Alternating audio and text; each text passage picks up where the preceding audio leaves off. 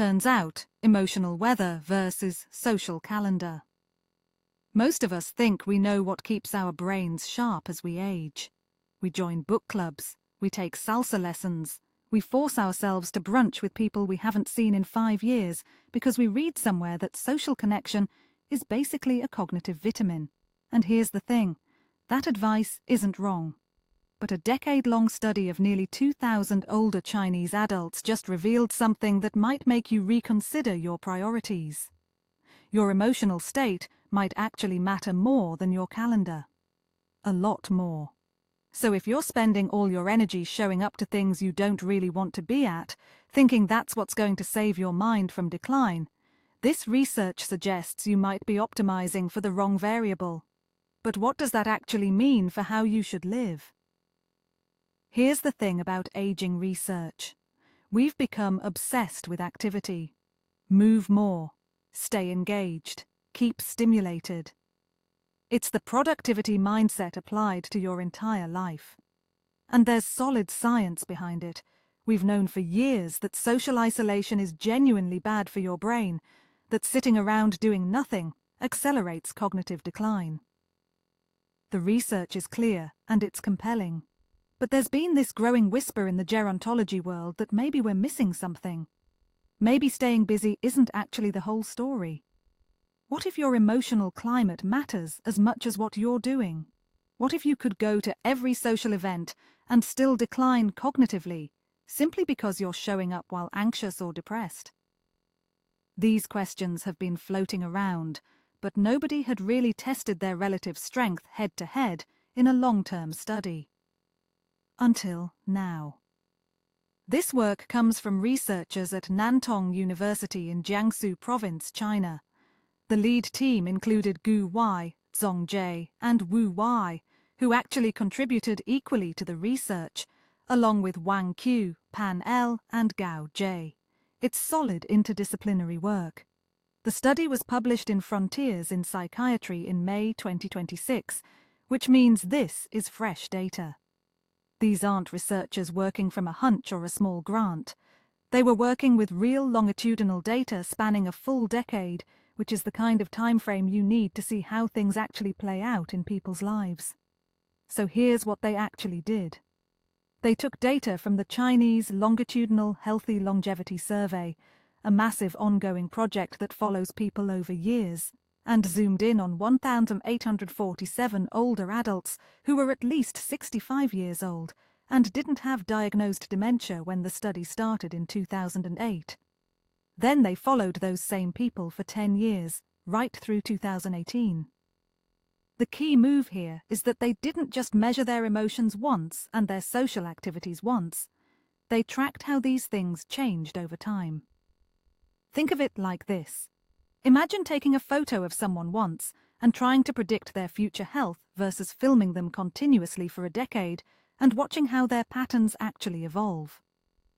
The researchers used something called group-based trajectory models, basically a sophisticated statistical tool that groups people by the shape of their emotional and social journeys, not just their starting point. Were they stable?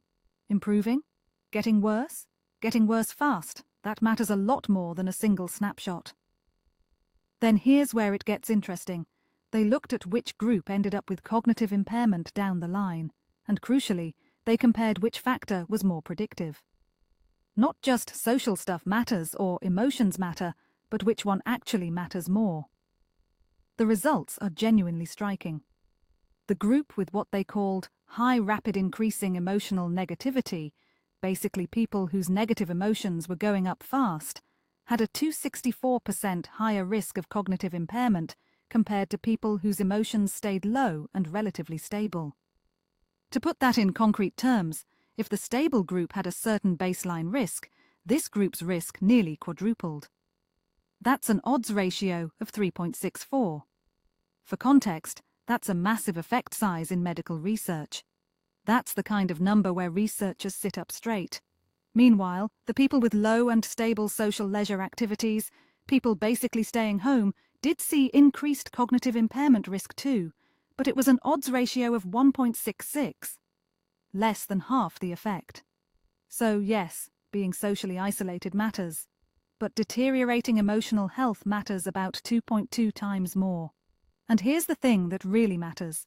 When the researchers directly compared the strength of these associations using statistical tests, affectivity, your emotional state, came out as significantly more predictive than social activities. This isn't a subtle difference. This is your emotional weather having a measurably stronger association with your cognitive future than your social calendar. Now, before you delete all your calendar invites and decide to become a hermit with a positive attitude, let's be honest about what this actually means for your life. First, the obvious. These are associations, not direct proof of causation. We don't know if worsening emotions cause cognitive decline, or if early cognitive decline causes people to become more emotionally distressed, or if both are driven by something else entirely. Real life is usually messier than any single direction of causality. Second, this was a specific population, older Chinese adults, so we should be careful about assuming these exact numbers apply if you're, say, a 70-year-old in Toronto. That said, human aging is pretty universal, so there's probably something real here that travels. Here's what I think the practical takeaway actually is. Stop treating social engagement like it's a cognitive vaccine that works regardless of whether you want to be there. If you're forcing yourself to activities that make you anxious or depressed, you might genuinely be sabotaging the whole purpose. The better move is probably this: prioritize the things that make you feel good. That could be social. Some people genuinely light up around others. Or it could be solitary. The person who gardens alone might have better emotional weather than the person suffering through a book club. And that emotional weather might matter more for your brain than whether you're technically doing something with other people. That's actually somewhat liberating. It's saying, honor your emotional life. The alternative interpretation is darker. It's saying that if you're depressed, you need to address that aggressively, because it might be eating your brain in ways that no amount of social activity can prevent. This study fits into a bigger shift in how we think about aging. For decades, the conversation was all about cognitive stimulation and staying active. That was probably necessary to correct. Before that, people just accepted decline. But we're realizing now that the social and emotional determinants of health are maybe even more fundamental than the activity determinants. We know stress ravages brains. We know depression is a risk factor for cognitive decline. This research is saying, yeah, and it might matter more than you thought. What we don't know yet is what interventions actually work. If we can identify which older adults are on a trajectory toward emotional deterioration, can we catch that and reverse it? Does therapy help? Does medication? Do specific activities matter more than others? Those are the studies that need to happen next, and they probably will. Turns out, scientists have been busy, and they're not done yet.